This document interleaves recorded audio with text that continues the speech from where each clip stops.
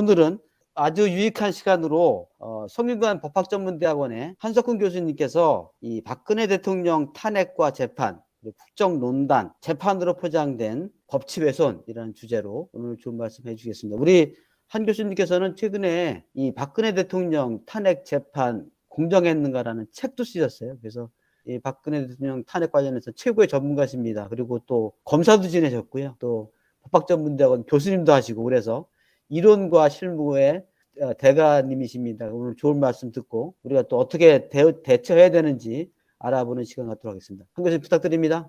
예, 반갑습니다. 제가 작년 4월경에 이 자리에서 탄핵에 대해서만 그때 발표를 좀 했었습니다. 근데 그때만 해도 작년 1월에 이 최서원 게이트 사건, 이 사건에 이제 제3고심이 끝나서 그 후로는 이제 세인들의 관심에서 멀어졌죠. 그래서 제가 처음 이제 작년 4월에 이 바른사회에서 발표할 때만 해도 사실 관심 가진 분들이 많지 않았습니다, 그때. 그런데 그 후에 제가 이거를 정리해서 법리 부분은 전문학술지인 법조협회에서 나온 법조지에 작년 6월에 게재를 했고요. 또 논문으로 게재하기 어려운 사실인정 문제까지 포함해서 법리 문제, 사실인정 문제를 모두 포함해가지고 이 사건 전체를 이제 정리한 것이 작년 10월에 단행본으로 발간된 박근혜 대통령 탄핵과 재판 공정했는가라는 책입니다. 두껍진 않고 가벼운 책인데 다행히 많이들 읽어주셔서 초판은 절판이 되고요. 지금 두 번째 인쇄를 해서 배포하고 있습니다. 특히 이제 작년에 젊은 변호사들이 이 탄핵 문제에 대해서 잘못됐다는 것을 공감을 한 젊은 변호사들이 많이 생겼습니다. 그래서 그 젊은 변호사 중심으로 불법 탄핵이라는 제목으로 세미나까지 개최를 했고 거기서도 이제 제가 발표를 한 적이 있습니다. 그래서 이제 최근에 대선 가까워져서 그런지 이 탄핵 문제에 대해서도 상당히 관심을 갖고 있고 다시 한번 이게 이제 문제가 되고 있는데 저는 처음에 이 사건에 대해서 관심을 가진 게 재작년 하반기부터입니다. 재작년 하반기에 관심을 갖고 정리를 하기 시작했는데요. 그 이유가 비록 대통령을 지냈지만 그 재판 절차 면에서 일반 국민이었다면 당연히 보장받았을 기본적 인권조차도 제대로 존중받지 못한 그런 재판이었고요. 또 재판 내용 면에서도 제대로 방어권을 행사하지 못해서 억울한 점이 보였다는 거죠. 그리고 그동안 이 탄핵 사건에 대해서 일부 법리 문제라든가 절차상의 이제 오류라든가 그런 걸 지적하는 논문은 간간히 있었습니다. 그리고 언론에서 짤막짤막하게 보도가 됐고요. 그런데 이 사건이 굉장히 복잡한 사건임에도 불구하고 전체적으로 정리해서 이제 발표한 그런 이제 자료가 없었어요. 그래서 제가 이 사건에 관심을 갖고 전체를 한번 정리를 좀 해보자. 그래서 이제 출발을 했죠. 그래서 이제 단행본까지 내게 됐습니다. 근데 제가 발표에 앞서서 한 가지 좀 말씀을 드리고 싶은 것은 원래 이 수사기관은 이 수사는 이제 서울중앙지검에서도 했고 그다음 이제 특검에서도 했죠. 근데 이런 수사기관은 이런 중요한 특수수사의 경우에 의혹이 지나쳐서 무리한 수사와 기소를 하기도 하죠. 근데 그런 경우에 그거를 견제하는 곳이 어디냐면 법원이지 않습니까? 구속 여부에 대해서 영장 심사를 하고 또 재판을 통해서 억울한 점이 없도록 재판 판결을 하고 그럼으로써 이제 무리한 수사나 기소를 견제하는 것이 이제 법원인데 이 사건에서 그런 사법 시스템이 제대로 작동이 안 됐다. 그래서 제가 검토해 본 바로는 재판이 여러모로 제 역할을 못했다. 그런 평가를 했고요. 또 여기에 애당초 국회나 언론이 이 사건에 대해서 어떤 선입견을 갖고 불공정하게 접근한 것도 큰 원인이라고 보고 있습니다. 그 증거로 지금 우리가 국정농단이란 말을 많이 쓰지 않습니까? 근데 국정농단이란 말을 써서는 안 되거든요. 처음부터. 농단이란 말은 다들 아시다시피 이 이익이나 권리를 독차지한다는 뜻 아닙니까? 근데 특검을 출범시킨 특검법에도 국정농단이란 말을 썼어요, 제목에. 그러니까 애당초 어떤 편협적인 시각을 강요하는 그런 이제 용어를 사용했죠. 언론에서는 말할 것도 없고요. 그래서 사실관계를 규명해서 진실을 가려야 되는 이런 사법에서 이런 국정농단이라는 표현을 쓴 것부터, 법률 명칭에 그걸 쓴 것부터 잘못됐다. 저는 그런 생각을 합니다. 자, 이 사건에 대해서 이제 말씀을 드리면, 우선 이제 수사가 아까 말씀드린 것처럼 이제 탄핵을 하기 전에, 특검이 수사하기 전에 애당초 검찰이 먼저 수사했습니다. 서울중앙지검에서 먼저 수사를 했어요. 근데 이 수사가 위헌성이 있다. 저는 그런 생각을 좀 하거든요. 왜 그러냐면 이 헌법에 보면 대통령에게 그 일반 범죄로, 그러니까 내란 외환죄 외에 일반 범죄로는 소추할 수 없는, 재직 중에는 소추할 수 없는 그런 불소추 특권이 있습니다. 그런데 이 사건을 보면 결국은 직권남용죄, 강요죄, 뇌물죄, 공무상 비밀누설죄 이렇게 다 범죄가 되는 사실로 수사를 한 거예요. 그것도 대통령이 재임 중에, 재직 중에 서울중앙지검에서 그렇게 수사를 했습니다. 그래서 중간 발표를 했고 그 수사가 그 직접적으로는 정호성 그 비서관, 또 최서원, 또 안종범 이 세 사람을 수사하는 것처럼 했지만은 사실은 대통령에 대한 수사였어요, 그게. 그래서 검찰이 중간 수사를 발표할 때만 해도 대통령의 공모 사실까지 아예 그냥 인정을 해가지고 언론에 발표를 했습니다. 그러니까 이게 일반 범죄 사실로는 재직 중에 대통령을 수사할 수 없게, 수사는 하더라도 기소할 수 없게 이렇게 불소추 특권을 제정한 이유가, 일반 범죄 사실은 사실 규명하는데도 적지 않은 세월이 흐르지 않습니까? 이 사건만 해도 그 후에 한 4년에 걸쳐서 재판을 했잖아요. 대통령이 그런 일반 범죄 사실로 재판에 연루가 되면 국정이 어떻게 됩니까? 국정 수행을 못하는 거죠. 그러니까 대통령에 대해서 이런 특권을 준 것은 대통령을 위해서 준 게 아니라 나라 국정을 제대로 수사나 재판에 시달리지 않고 할 수 있도록 보장을 해준 게 우리 헌법의 정신이거든요. 그러니까 내란죄, 외환죄라면 모르는데 이런 일반 범죄로 대통령이 아직 재임 중에 사실상 대통령을 겨냥한 수사를 했어요. 그리고 그 수사 결과를 토대로 그 검찰의 공소장하고 언론 기사만 갖고 국회에서는 탄핵 소추를 의결했습니다. 그래서 이런 이제 서울중앙지검의 수사 자체가 애당초 위헌적인 것이었다. 또 탄핵 소추도 국회에서 탄핵을 소추하려면 국회법에 보면 증거에 의해서 탄핵 소추하도록 되어 있습니다. 그래서 조사를 해야죠. 특히 이런 범죄 사실에 대해서는 그게 사실관계가 과연 맞는지 그걸 조사를 해야 돼요. 특히 이제 최서원, 이 최순실 씨라고 많이 알려져 있죠. 이 최서원에 대해서는 최서원의 그런 이제 그 대통령을 최 씨가 대통령과의 친분을 이용해서 그런 사익을 추구한 면이 있는데, 그런 추구한 것에 대통령이 과연 공모했느냐, 대통령이 그런 사실을 알면서 도와줬느냐, 그런 거에 대해서는 엄밀한 조사를 했어야 되는 거죠. 보통 이제 대통령하고의 친분을 이용해서 사익을 추구하는 사람들이 있지만, 그런 사람들이 그 대통령한테 대통령 친분을 이용해서 내가 이렇게 사익 추구한다고 얘기하겠어요? 모르게 하겠죠. 그렇다면 대통령이 과연 알면서 그렇게 도와준 건지를 철저하게 조사를 했어야 되는 거예요. 근데 그런 조사 없이 본회의에서 바로 토론도 안 하고 제대로 조사하지 않고 탄핵 소추를 의결한 거, 이것이 또 대단히 잘못된 위법적인 탄핵 소추였다.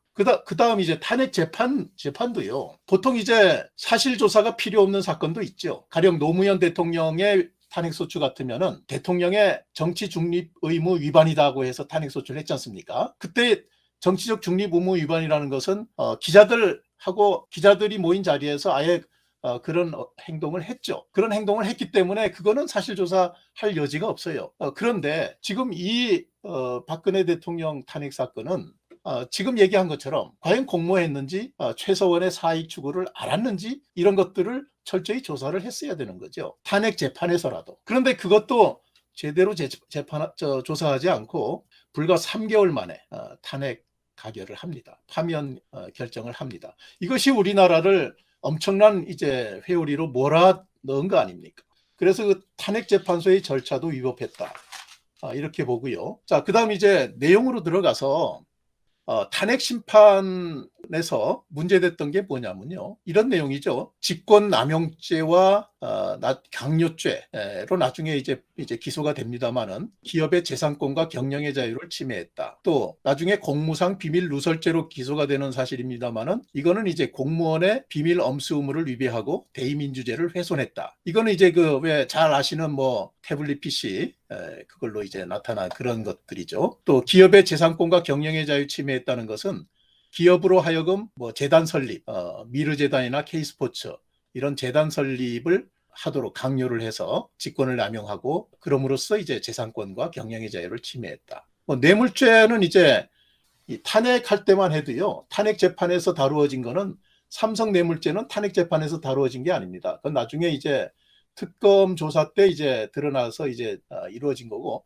탄핵 때는 이제 미르재단, K스포츠 그 재단 설립에 삼성도 이제 돈을 냈는데 그것이 이제 삼성 부부는 뇌물죄도 된다 이렇게 주장했던 것이고 기소하는 측에서 또 롯데 면세점 특허를 다시 받는 것과 관련해서 롯데가 이제 그 재단 설립에 낸 것도 뇌물이다. 이렇게 해서 이제 그 두 개가 이제 뇌물죄로 문제가 됐던 겁니다. 자, 그런데 그 탄핵 사유가 어떤 점에서 부당한가? 자, 우선 공무상 비밀 누설죄가 문제가 됐던 이 태블릿 PC 언론 보도 사건이죠. 이게 이제 첫째 문제인데, 자, 이거는 이제 그 당시에 뭐 엄청난 많은 문서를 최 씨가 이제 좌지우지했다. 뭐 그런 식으로 이제 보도가 됐었는데, 정작 이제 재판 결과 유죄 선고된 것은 14건만 유죄가 선고됐고요. 그 14건의 문서는 바로 여기 써 있는 이런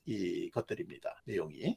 이런 것들인데 문건을 유출했다는 것이 사실은 비서관들, 그러니까 보좌진들, 그 청와대의 그 비서관이라는 보좌진이 있지 않습니까? 그 보좌진이 사용하는 공용 이메일이 있습니다. 그러니까 그룹 게시판처럼 사용하는 공용 이메일에 이 문서들을 띄우는 거예요. 띄우면 이제 필요한 사람이 이제 그걸 보고 뭐 의견을 내거나 보완을 하거나 이제 그러는 거죠. 그러니까 이제 보좌진이 사용하는 공용 이메일에 띄운 거를 최 씨도 봤다는 거죠. 최 씨도 이제 내려서 봤다는 거예요. 그게 이제 비밀 누설이다. 이렇게 했는데, 근데 이제 그 최 씨 같은 경우에는 대통령이 상당히 그 일반 국민 입장에서 어떻게 볼 것인지에 대해서 처음에 취임 초기에 좀 이렇게 상의하고 그랬던 것이거든요.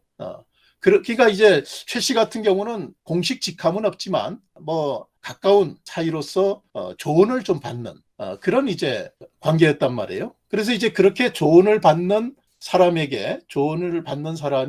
보좌진들이 이용하는 공용 이메일을 통해서 그 문서를 내려받아서 필요한 조언을 하고 아니면 그냥 보기만 하고 이런 것이 과연 공무상 비밀 누설에 해당되느냐. 저는 이제 그게 그렇게 볼 수 없다고 보는 것이요. 과거에 그 온노비 사건 아십니까? 검찰총장 온노비 사건. 기억나시죠? 김태정 검찰총장의 온노비 사건. 그 온노비 사건의 공무상 비밀 누설죄로 그때 문제가 됐었어요. 그 문제가 됐을 뿐만 아니라 검찰총장이 기소까지 됐죠. 근데 나중에 재판 결과 무죄가 됐어요. 무죄가 된 이유가 뭐냐면 그 사실관계가 뭐냐면 청와대에 있는 비서관이 검찰총장의 부인이 옷 로비 사건이라고 한 그 사건을 조사를 해가지고 내사를 한 그 내사 결과 보고서 결국 내사해 봤더니 혐의가 없다. 범죄 혐의는 없다. 이렇게 결론을 내렸어요. 그 무혐의 취지의 내사 결과 보고서를 당사자인 그 검찰총장한테 보냈던 사건이죠. 그 사건을 이제 공무상 비밀누설죄로 기소를 했는데 나중에 무죄가 됐어요. 무죄가 된 이유가 뭐냐면 비밀로서 보호할 가치가 없다. 자, 그런 문서조차도 비밀로 이제 보호할 가치가 없기 때문에 공무상 비밀누설죄가 안 됐던 겁니다. 그런데 이거는 조언을 받기 위해서 보좌진의 하나로 생각해가지고 그렇게 문서를 보게 했던 것이 이 공무상 비밀누설죄로 처벌받을 만한 죄냐? 저는 그게 아니라고 보는 거고요.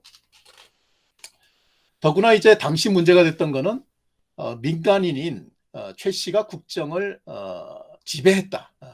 그래서 이제 국정농단이다 이런 말까지 했지 않습니까? 그런데 이제 그 재판 기록을 보면 최 씨가 뭐 여기 나오는 그 드레스덴 연설문만 하더라도 최 씨가 수정한 게 하나도 없어요. 네. 그러니까 그 문서의 중요 부분을 최 씨가 손봤다는 것이 하나도 증명이 안 된 겁니다. 자, 그 다음에 이제 그 직권남용죄가 또 문제가 되는데, 이 직권남용죄의 범죄 사실들은 이제 이런 것들이 문제가 유죄로 인정이 됐었어요. 근데 이런 것들이 다 강요했다. 기업에게 이런 이제 뭐 중소기업을 도와주라고 강요를 했다든가, 미르재단, K스포츠재단 설립에 돈을 내라고 강요했다든가, 뭐 이런 식의 그 뭐 범죄 사실로 기소한 겁니다. 그런데 이 강요죄는 전부 무죄가 됐어요. 그럼 강요가 없었다면 뭡니까? 강요가 없었다면 이렇게 기업체에 요구한 것은 단순히 협조 요청에 불과한 거죠. 그렇다면 그것은 그 협조 요청 자체가 이 뭐 사익을 추구하기 위한 그런 거였다면 문제가 되는데, 지금 이 협조 요청한 것이 중소기업을 도와주라든가 미르재단, K스포츠재단과 같은 공익재단을 설립하라든가 그런 이제 요청이기 때문에 이거는 대통령으로서 당연히 할 만한 요청이거든요. 그래서 그런 요청을 한 것만 갖고는 남용이라고 볼 수가 없어요. 남용이라는 거는 위법 부당한 행위를 남용이라 그러는데, 강요를 했으면 그건 위법한 행위이기 때문에 당연히 남용 행위가 됩니다. 그런데 강요를 안 했으면 그건 어떤 부당한 행위가 돼야만 남용 행위가 되는 거죠.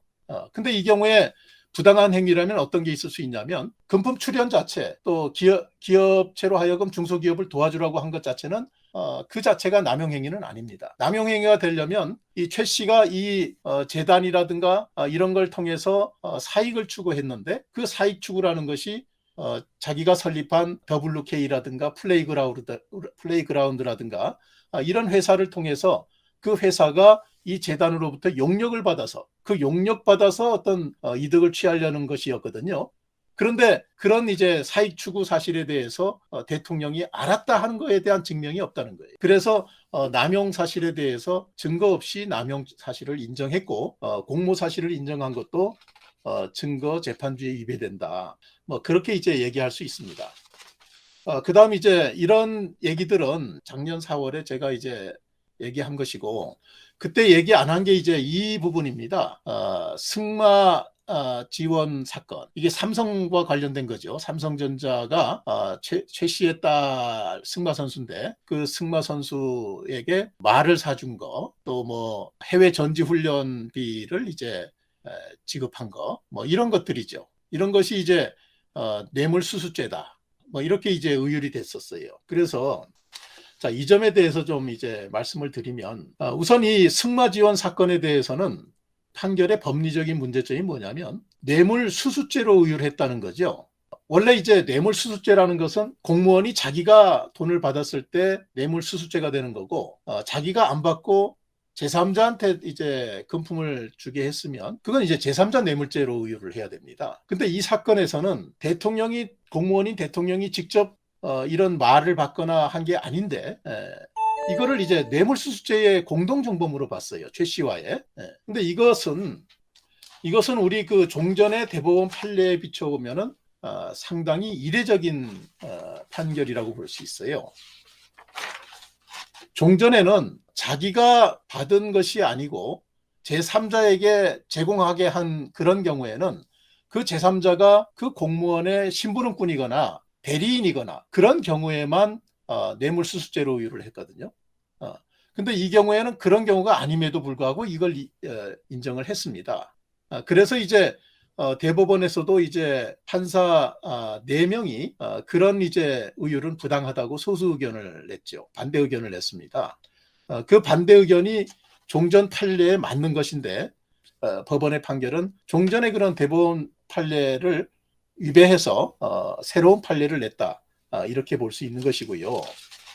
그 다음에 이제 영재센터 지원 사건, 삼성전자가 영재센터를 지원한 것은 이것은 이제 그 제3자 뇌물죄로 의율을 했어요. 영재센터라는 제3자에게 이렇게 동계 스포츠 메달리스트들이 설립하는 영재센터 후원을 요청했다. 뭐 이런 내용이죠. 이런 내용인데, 자, 이거는 이제 제3자 뇌물죄로 의율하니까 이제 필요한 게 뭐냐면 부정한 청탁이 있었느냐 여부를 증명을 해야 돼요.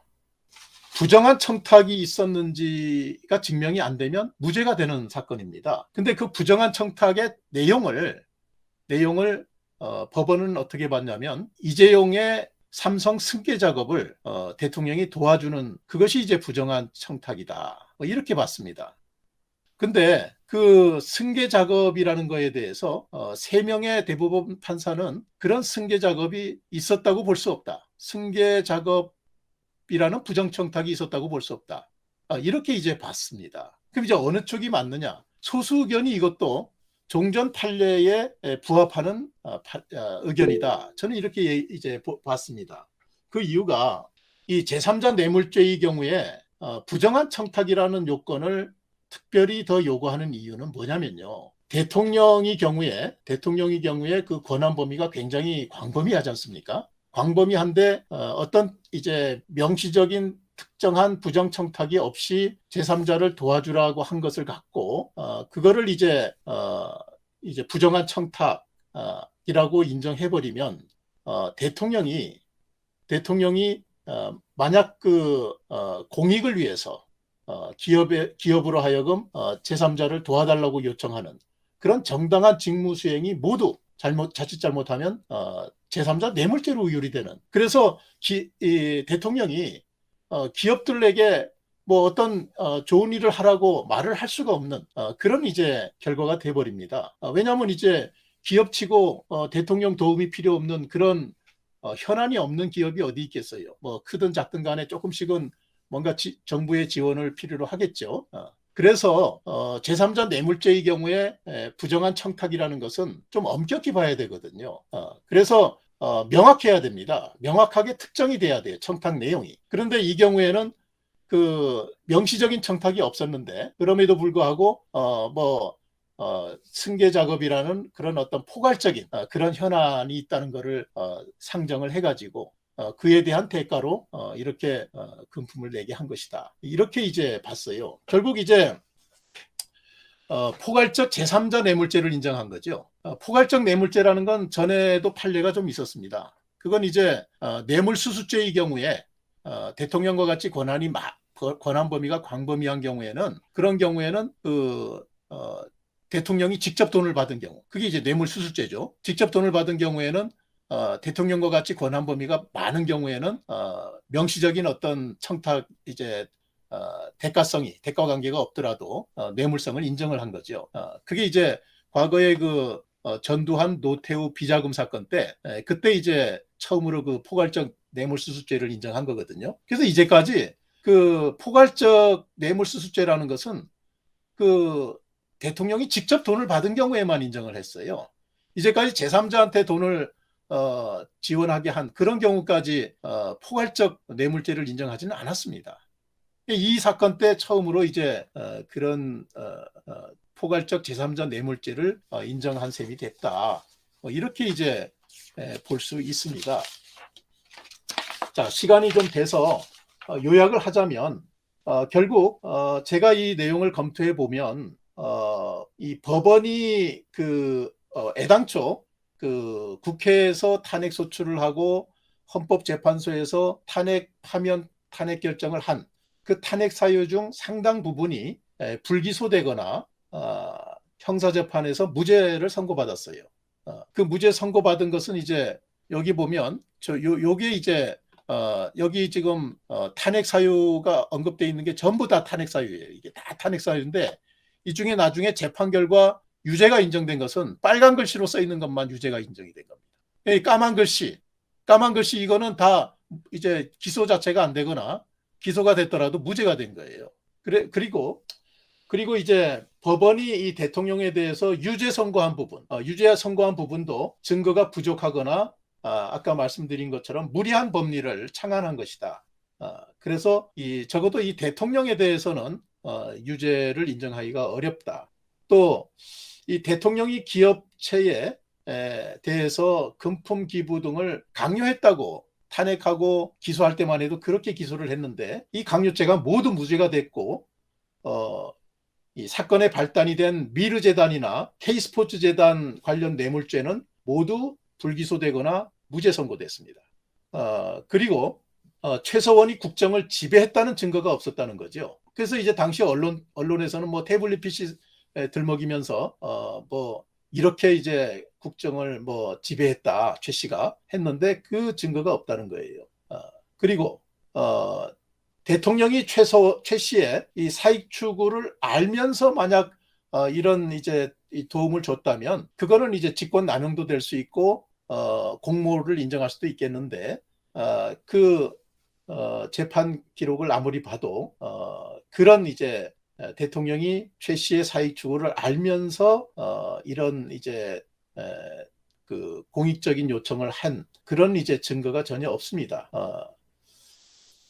그리고 삼성그룹 관련 뇌물죄의 경우에도 방금 말씀드린 것처럼 종전 판례에 반해서 뇌물죄의 공동정범 성립 범위를 부당하게 확장했고 또 포괄적 제3자 뇌물죄 법리를 최초로 인정한 그런 무리한 법리를 적용했다. 이렇게 볼 수 있고 이 절차 면에서도요. 한 3년 9개월 동안 재판이 진행이 됐는데 대통령을 이제 계속 구속을 시켰죠. 전 대통령을 시켰고 특히 1심에서는 일주일에 공판기일을 서너 번이나 열었어요. 거의 매일 하다시피 한 거죠. 구속 상태에서 이렇게 일주일에 서너 번씩 공판을 진행한다는 것. 그렇게 되면 피고인이 제대로 방어권을 행사할 수 있겠어요? 행사를 못하죠. 그래서 이 사건의 경우에 우리 법치주의가 확립된 그 자유민주국가에서는 그 형사 절차에서의 인권 보장을 위해서 이제 무죄 추정 원칙이라든가 증거 재판주의라든가 불구속 재판 원칙 이런 것들이 이제 확립돼 있는데 이 박근혜 대통령 탄핵과 재판의 경우에는 이런 원칙들이 모두 무시가 됐고 국회나 언론이 이제 국정농단으로 어떤 선입견을 갖도록 포장을 하고 충분한 증거도 없이 이 대통령의 공모 사실과 같은 주요 사실을 인정했다는 것. 또 이미 충분히 수사가 되어서 증거인멸 우려가 없는데도 대통령을 장기간 구속을 했어요. 보통 1심은 6개월밖에 구속을 할 수 없거든요. 그런데 6개월이 지나니까 별건으로 이제 구속을 다시 했는데 그 별건이라는 게 롯데 사건하고 SK 사건입니다. 그 사건은 이미 충분히 조사도 돼 있고 주요 심리를 마친 상태였어요. 그런데 그 사건 관련해서 증거인멸 우려가 있다. 뭐 이래가지고 영장을 다시 발부했는데 그건 이제 별건 영장이라 그래서 우리 실무에서는 그렇게 안 하죠. 그렇게 안 하는데 그렇게 했다는 거. 1심 재판이만 해도 초기 6개월간 거의 78회의 공판이 이어져 가지고 제대로 방어를 못했다는 거. 뭐 이런 것들이 일반 국민이었다면 도저히 그렇게 하지 않았을 것이거든요. 일반 국민들이라면 마땅히 보장받았을 그런 기본권조차 보장을 안 했던 우리 법치주의가 크게 후퇴되는 그런 나쁜 선례를 남겼다. 뭐 저는 이제 그렇게 이제 이 사건을 평가하고 있습니다. 네, 이상 마치겠습니다. 예, 말씀 잘 들었습니다.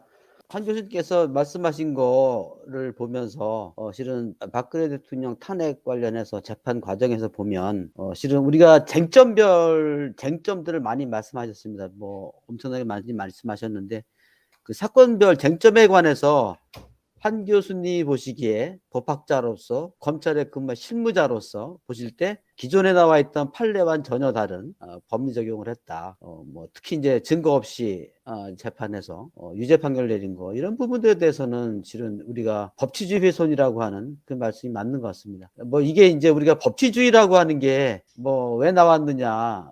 법치주의가 재형법정지 아니겠습니까? 기본 원칙이. 그거는 실은 그 전에 있었던 실은 마녀사냥으로부터 국민들의 인권을 보호하기 위한 거였는데 교수님께서 말씀하신 걸 들어보니까 일반 국민들한테는 인정됐던 이러한 소위 말하는 형사상 권리가 전혀 보호받지 못했다라는 말씀을 다시 한번 느끼게 됩니다. 좋은 말씀 감사드리고요. 여기 대해서 다른 참여하신 분들께서 의견을 주시고 또 여기에 대해서 한 교수님 또 코멘트 해주시고 이런 식으로 진행하도록 하겠습니다. 예, 신백훈 의병입니다. 예, 신 대표님 말씀해 주세요. 한석훈 교수님 진정 용기 있으시고 실력이 있으시고 아주 훌륭하신 지식인이라고 저는 오늘 아주 결감을 하고 있습니다. 참으로 감사하고요. 감사합니다. 제가 채팅창에 글을 올렸는데 탄핵이라고 하는 것도 탄핵 사유별로 국회에서 의결을 건건히 해야 마땅한데 저렇게 일괄한 것부터도 국회가 잘못이라고 보는데 국회의 잘못에 대해서 어떻게 처벌할 수 있는 방법이라든가 법적 근거라든가 그런 것도 앞으로 연구가 돼서 전원도부터 그런 국회에서부터 하는 것도 이제는 앞으로는 못하도록 해야 되지 않겠는가 그런 생각을 제가 해봅니다. 예, 감사합니다. 예. 훌륭하십니다. 조승구 대표님, 예. 말씀을 잘 들었고요. 근데 참 이걸 어떻게 앞으로 그러면은 교정을 해야 되죠. 그러니까 분명히 잘못된 건데 우선 기본적으로 내후 그다음에 외란, 내후 외환이죠. 얘기할 때. 아니면은 불소추의 특권을 갖는데 그것부터 망가진 거 아니에요. 여러 가지. 그렇죠. 예, 예. 그런데 이런 거를 어떻게 교정을 하죠? 어떻게? 그다음 또 하나는 저는 이제 경제학을 이제 하다 보니까 제일 화가 나는 게 그 무슨 경영권 승계, 이 경영권 승계라는 게 보면은 현안이 아닌 기업이 없잖아요. 모든 기업이 다 그렇죠. 그렇죠. 그런데 대통령이 그러면 결제해서 몇월 며칠부로 무슨 누구에게 넘겨 이렇게 할 수 있는 것도 아닌데 경영권 승계에 대해서 묵시적인 청탁을 했다라는 건 말이 안 되는 건데 그게 어떻게 그러면은 뭐 청탁이 이제 좀 뭐 증거가 없으니까 묵시적이라는 얘기를 해갖고 소위 뭐 관심법까지 나오는 건데 그렇게 해서 재벌을 옥조이고 그러면 이게 도대체 뭡니까? 그래서 제가 쭉 들어보면은 이게 좁힌다면은 결국은 뭐냐면 조직적인 인권 침해죠. 그러니까 조직적인 개인의 그러니까 이제 박근혜 대통령 인권을 침해하고 정권을 찬탈한 그런 이제 부정 행위인데 이걸 앞으로 어떻게 하나씩을 교정을 하냐 그런 얘기예요. 이걸 교정을 그러면 어떻게 한 번에 할 수는 없지만은 큰 문제일수록 쪼개갖고 하나씩 짚고 넘어가야 되는데 제일 앞에 나와질 게 뭐냐면은 분명히 헌법에 나와 있잖아요. 네? 대통령의 불소추 권한이 왜 침해됐는지. 그러고 솔직히 보면 공소장을 갖고 어떻게 그 많은 사람들이 그냥 아무런 어떤 그 토론 뭐 그런 어떤 뭐 사실 없었죠. 보면은요. 여론 재판을 하면서 그렇게 빨리 탄핵 소추를 갖다가 국회에서 의결을 했는지 이 두 가지만이라도 좀. 근데 지금 가만히 보면 이거는 그냥 묻힐 수밖에 없다고 생각되는 게 너무나 많은 사람들이 바보짓을 해가지고 스스로 내가 바보짓을 했다고 인정을 안 하면 이게 문제가 다시 이 처음으로 돌아가지 못할 것 같아 보면요. 어떤 나라에서 저는 뭐 법학에 대해서는 약간 문외한이지만은 닉슨 대통령의 어떤 그 탄핵은 사실은 불법 행위에 해당되는 거죠. 그래갖고 이제 증거에 의해서 이게 이제 그러다 보니까 이제 그냥 뭐 대통령직을 이제 뺏길 것 같으니까 자기가 자발적으로 한 건데 공소장으로 한 그런 이런 탄핵 소추는 없잖아요. 그럼 어떻게 이걸 교정하겠냐 그런 얘기예요. 어떻게 이건 안 하면 또 안 되잖아요 보면요. 물론 제일 바보는 방어를 못한 박근혜 대통령 진영이겠지만은 그래도 교정을 해야 되겠죠. 교정 어떻게 할 거냐. 예, 예, 이게 참 맞습니다. 그 미국에서도 탄핵을 법관이라든가 정치인에 대해서 탄핵을 많이 하거든요. 많이 하지만 사실 조사를 반드시 거칩니다. 특검 조사라든가 특별검사, 특검의 조사라든가 아니면 국회 사법위원회, 특별위원회 그런 데서 이 철저하게 사실 조사를 해요.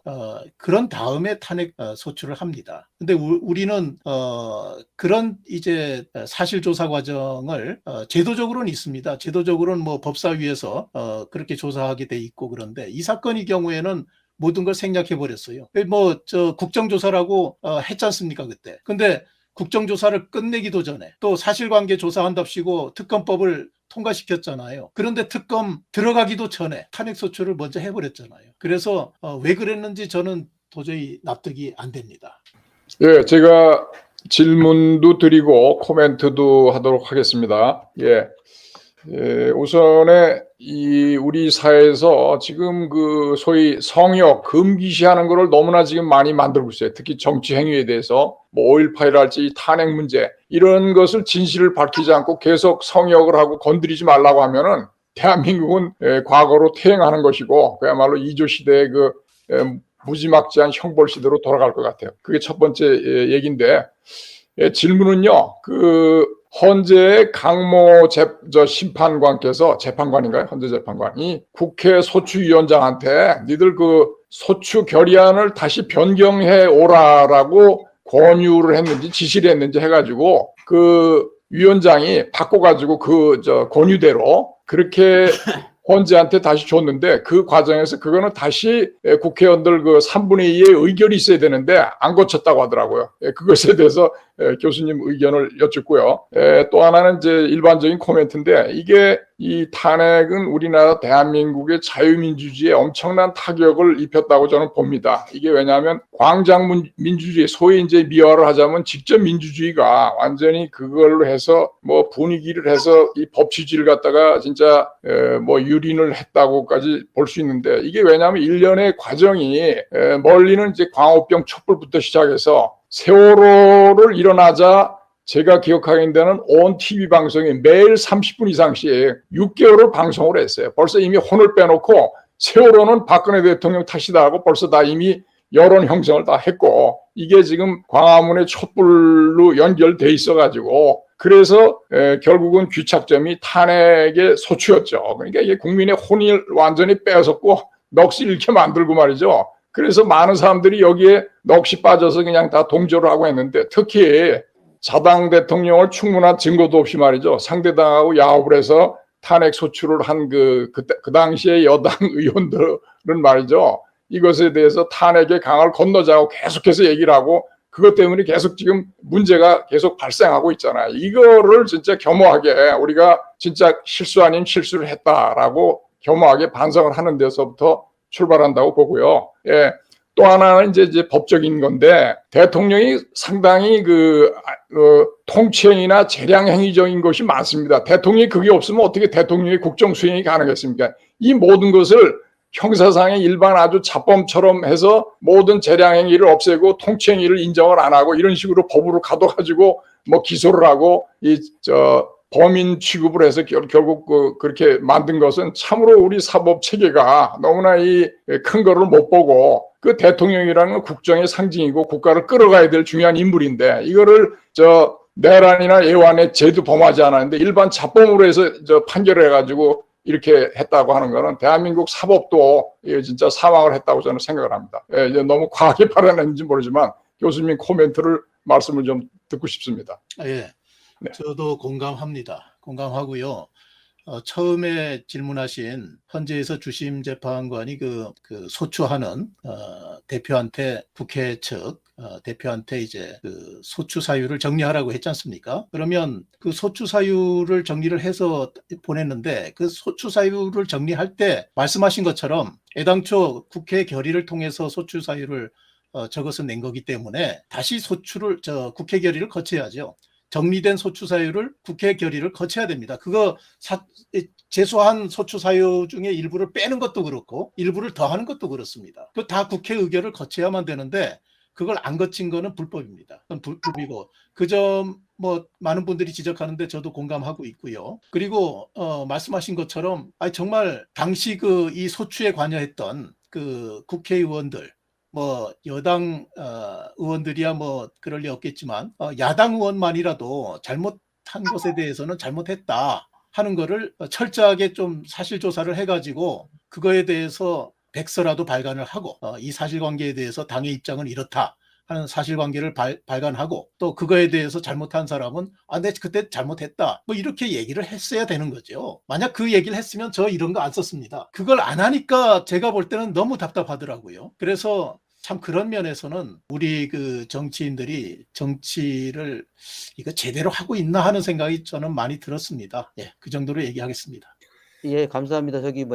지금 저도 계속 한 교수님 말씀하신 거 들으면서 이제 박근혜 대통령이 뇌물을 직접 받은 건 없잖아요. 예, 그런데 결국 이제 제3자가 받은 것을 가지고 예. 포괄적인 예, 제3자 뇌물죄 이렇게 적용했지 않습니까? 예, 예, 예. 이 법리가 지금 계속 말씀하신 것처럼 그동안은 적용되지 않았던 법리 그렇습니다. 아닙니까? 그렇습니다. 근데 앞으로는 어떻게 될 것 같아요? 이 법리가 이게 적용되면서 이 법리가 계속해서 그냥 이 박근혜 대통령 한 사건으로 남을 것인지, 아니면 사후에 형사소송에서도 계속 이 법리가 적용될 것인지, 그게 좀 궁금합니다. 그러니까 나쁜 선례를 남긴 겁니다, 지금. 그래서 지금 직권남용죄라든가 공무상 비밀 누설죄라든가 뇌물죄, 특히 뇌물죄의 경우에 지금 제3자 뇌물죄에 포괄적 제3자 뇌물죄까지 인정해버리면 이 세 가지 죄명이 정적을 숙청하는 수단으로 활용이 돼요. 공무상 비밀 누설죄도 그렇고 직권남용죄도 그렇고 뇌물죄 중에 이런 포괄적인 뇌물죄, 이거를 범위를 이렇게 확장해버리면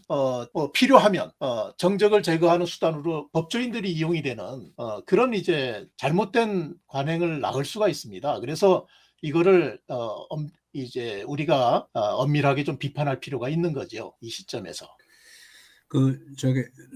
뭐 똑같은 뭐 얘기가 반복될지 모르지만은 사실은 제일 중요한 게 조금 한 호흡 좀 지나서 박근혜 대통령 또는 그쪽 진영에서 체계적으로 좀 이의를 제기해서 이걸 바로잡아야 되거든요. 왜냐하면 제가 생각할 때 이 건은 대한민국이 건국된 이후에 최대 치욕적인 사건이죠. 어떻게 보면 여론 재판, 그 다음에 마녀 사냥, 정권 찬탈에 대한 어떤 음모 세력이 결합돼 갖고 그냥 뭐 정상적인 어떤 대통령 끌어내린 거 아닙니까, 솔직히. 그럼 이걸 누가 도와주죠? 본인이 이의를 제기하는 게 제일 좋은 건데 그게 안 되면은 서서히 이거를 다시 한번 성찰하자는 어떤 그런 얘기를 꾸준히 누군가 해야 됩니다. 그렇지 않고서는 이 붙여버리면요, 그야말로 탄핵의 강을 어떻게 건넙니까? 그 전에 양심의 강을 건넜잖아요, 사실요. 그러다 보니까 잘못한 사람들이 최소한도 내가 그때는 깊이 생각하지 못했다라는 유감 표시마저 안 하잖아요, 보면. 그렇죠?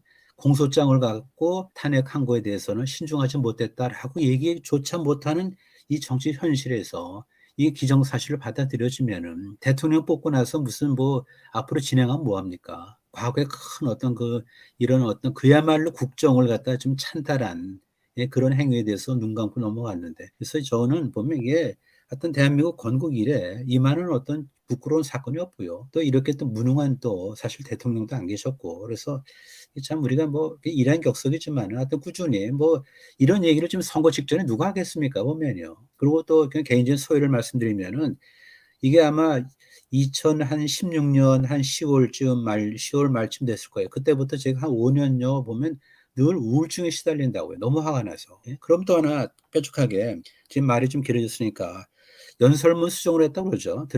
그레스텐 뭐죠? 하여튼 뭐 그레스텐에 뭐예요? 드레스덴. 드레스덴. 그러면은 연설문 수정했다고 주장한 사람들이 있어요. 그럼 뭐를 수정을 했냐? 뭐 증거를 한번 대고 그걸 아마 좀 뭔가 좀 얘기를 해야 돼요. 그 다음에 제일 저도 기억에 나는 게 손석희, 그 뭐 마귀죠. 그 완전히 무슨 뭐 그 없는 걸 갖다 화면을 만들어서 말이죠. 예? 뭐 PC도 아닌 말이죠. 그 태블릿 PC를 갖다 이렇게 해서 그 안에서 뭐 뭐 오고 간 대화를 그걸 가짜로 만들어서. 그러니까 뭐를 드레스덴 그 연설문을 수정을 했냐? 그 다음에 네가 지금 손석희 네가 처음에 폭발시킨 그 PC 태블릿에서 나온 대화 그 증거를 갖고 와라. 그거부터 해서 이거를 좀 사실규명을 좀 해야 돼요. 사실규명을. 그거 안 하면은 이거는 물론 이제 당장 되지는 않겠지만 윤석열이 먼저 하기도 좀 어려울 테지만 만약에 정권이 안 바뀌면 그건 영원히 묻히는 거고요. 정권이 바뀌면은 뭔가 누군가 이렇게 불씨를 갖고 있으니까 이것이 서서히 회복이 되면서 억울한 사람한테 누명도 벗기고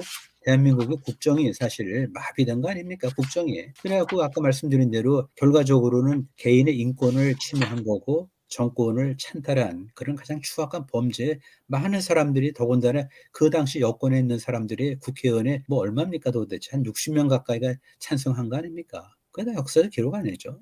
기록 아닙니까? 그래서 이제 뭐 제가 뭐 대안은 없는데 하여튼 말씀드린 요지 뭐냐면은 이걸 가슴에 좀 킵하자 그런 얘기예요. 가슴에. 그렇지 않고서, 그리고 이걸 해결하지 않고서는 안 돼요. 보면 이게 덮으면은 아무것도 아니죠. 그럼 우리가 역사에서 배우지 못하는 거고요. 그냥 치부를 그냥 쓰레기를 갖다 그냥 뭐 덤프 트롤 해갖고 홀도 없고 불도저를 밀고 해서 그냥 콘크리트를 씌워갖고 그냥 영구 폐쇄하는 거나 마찬가지 아닙니까? 그러니까 제일 먼저 드레스덴에서 뭐를 수정을 했지? 그 증거 갖고 와. 그 다음에 손석희한테 네가 봤다는 도대체 PC 아니 그 저기 뭐 태블릿 PC에서 최소원하고 왔다 갔다 무슨 카톡 같은 식으로 했다는데 그 증거 갖고 와. 그렇게 해서 출발해야 될 것 같아 보면. 뭐 그렇습니다. 뭐 저도 그냥 뭐 저기 늘 우려가 있어. 안 교수님, 예. 안 교수님 혹시 재심 가능성은 없어요? 재심을 할 수는 있습니다. 특별 사면을 받아도 재심 사유가 있으면 재심할 수는 있는데 그 재심 사유라는 게 좀 한정돼 있죠. 그래서 이제 뭐 증인을 했는데 그 증언이 이제 위증으로 밝혀졌다든가 그래서 처벌됐다든가 뭐 그런 특별한 경우라야 이제 재심 사유가 되죠. 근데 어쨌든 뭐 재심을 해야겠죠. 언젠가는 재심을 해야 될 겁니다. 제가 볼 때는 이게 위증이 밝혀질 가능성도 있다는 생각도 좀 들고요. 그런 생각도 좀 들고 그리고 아까 방금 말씀하신 우리 조 교수님 말씀하신 그 태블릿 드레스덴 연설문 그건 수정한 것이 증명이 안 됐습니다. 그러니까 수정했다는 것이 증명이 안 됐어요. 그리고 내려받은 것도 하루 전에 내려받은 거거든요. 하루 전에 받아가지고 독일에 있는 대통령이 그 수정한 걸 또 그 사이에 수정이 하는 걸 받을 수 있겠어요? 그냥 공용 이메일에 있는 걸 하루 전에 봤을 뿐이지 그걸 수정한 흔적이 없습니다. 그 당시에 네. 그 언론에서는 뭐 태블릿 PC상에 이렇게 빨갛게 수정했다는 것처럼 마치 수정한 것처럼 보이게 방영을 했잖아요. 그 빨간 표시 있는. 그런데 그 태블릿 PC는 수정 기능 자체가 없답니다. 그 제가 한 가지 말씀드리면 이 공모 사실을 인정하려면요. 구체적인 범죄 사실에 대해서 인식하거나 그 범죄로 인해서 취득한 이득을 분배받거나 이것이 이제 공모 사실을 인정할 수 있는 거거든요. 근데 이 최 씨가 가령 뭐 중소기업에 관해서 이렇게 납품받아달라고 청탁을 하고 그 중소기업으로부터 한 5천만 원 정도 금품을 받은 건 있어요. 근데 그거를 대통령이 분배받은 적이 없습니다. 그 받았다는 사실조차 몰라요, 대통령은. 그리고 그러니까 이런 한 푼 대통령은 받은 적이 없다는 거예요. 받은 적이 없고 그 다음에 이제 그 공모를 인정한 그 사실관계 증거를 이렇게 보면은 어떤 구체적인 그 범행 사실에 대한 인식이 있었다는 증거는 하나도 없어요. 하나도 없고 평소에 최 씨와의 친분 관계, 그동안 최 씨 부탁을 들어줬다는 거 이런 거밖에 없어요. 그거 갖고 어떻게 공모를 인정할 수 있습니까? 그래서 저는 그 공모를 인정한 자체가 증거 없이 인정했다. 그게 제일 중요한 부분이거든요. 저는 그렇게 이제 이 사건을 봤습니다. 오늘 그 여러 가지 쟁점들을 잘 소상하게 말씀해 주셨고요. 앞으로 저희가 또 박근혜 전 대통령 이 뭐 유죄 판결 재판 관련해서 앞으로 저희들이 할 얘기거리 많아진 것 같습니다. 진심 감사드리고요. 또 나중에 또 좋은 또 이슈거리 생기시면 또 말씀 부탁드립니다. 예, 저는 뭐 이 법조 생활을 한 30년 이상 했는데 제가 그동안 법조인으로서 쭉 생활하면서 이제 갖고 있었던 소감이 우리 법치주의는 계속 진보하고 있고 많이 우리는 선진화됐다 이렇게 생각을 하고 확신하고 있었어요. 그런데 최근 이 사건을 계기로 법치주의도 퇴보할 수 있구나 그런 이제 생각을 해서 참 참담한 느낌을 가졌습니다. 모두가 공감할 생각이라고 생각됩니다만은 이제부터라도 우리가 법치주의를 회복하는 그런 걸음을 한 걸음 한 걸음 해나갈 필요가 있다고 생각해요. 노력이 필요한 것 같습니다.